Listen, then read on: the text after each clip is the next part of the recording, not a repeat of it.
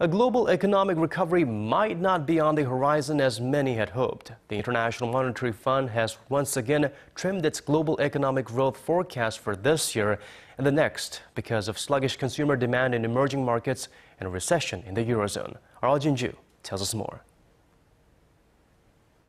The slower-than-expected recovery of the world economy is what prompted the International Monetary Fund to revise downward its forecast of global economic growth.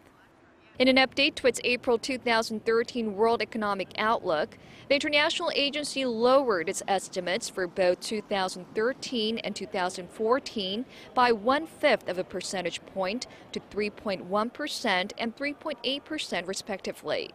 It cited expectations of a slowdown in key developing countries such as China and Brazil, a protracted recession in Europe, and more spending cuts in the U.S. as the reasons. In particular, the IMF warned of a longer growth slowdown in key emerging markets if the U.S. tries to exit from its monetary policy stimulus, which would force capital to flow out of these economies.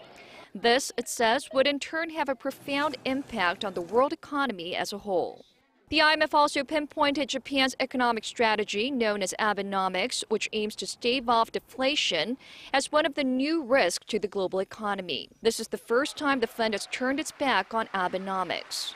The IMF's chief economist, Olivier Blanchard, called for a dramatic change in Japan's monetary policy, saying that a push for fiscal stimulus in the absence of medium-run fiscal consolidation is risky, considering the country's high level of public debt. He pointed out that investors could become worried about Japan's fiscal sustainability and demand higher yields of its government bonds, something that would eventually put a bigger burden on the Abe administration. Jin-ju, Arirang News.